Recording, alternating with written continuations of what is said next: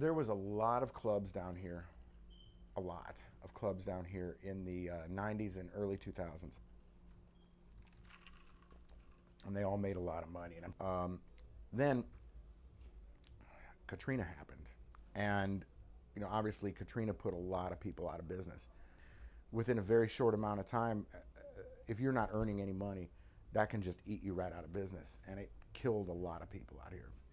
So, the company I work for had already a couple of gentlemen's clubs, and they were actually encouraged by the city. Hey, we've got these vacant properties on Bourbon. To take out a cabaret license. That's what you do. It's we had two of them. We built four more of them within a year. Not gonna get anything And in return.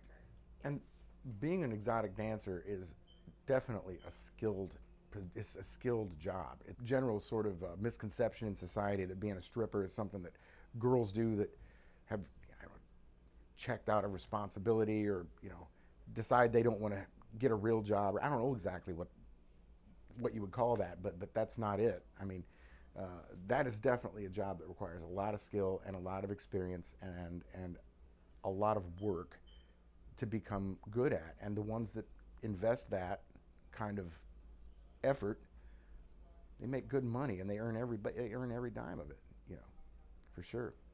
We went from having 5 or 6 strip clubs on Bourbon to, from Katrina up until about 2015, 2016, I bet you there's 13 or 14 strip clubs just right here in the first 4 or 5 blocks of Bourbon. It was just, that's all you saw, and they all did very well. They all did very well.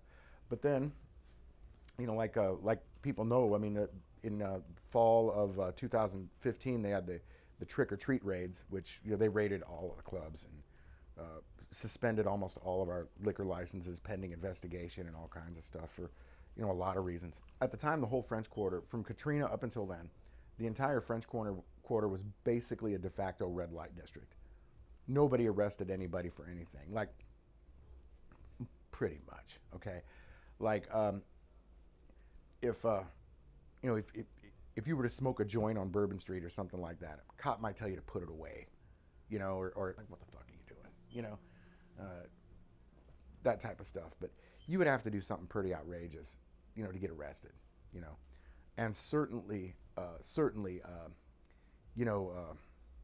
running brothels and stuff like that. That was the last thing the cops or anybody else was concerned about. And they were not concerned about what was going on in these buildings, Every club was, whether they admit to it or not, every club down here was wide open. I mean, crazy. Totally insane. I mean, with everything pretty much.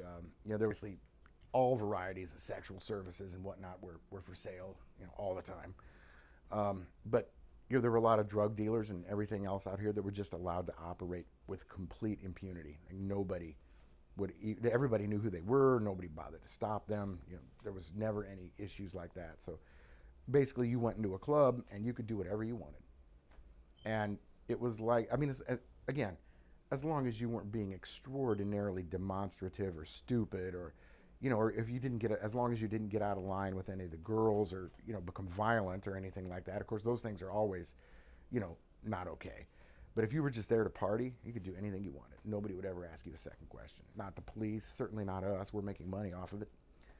And like I said, it was like that for about 10 years.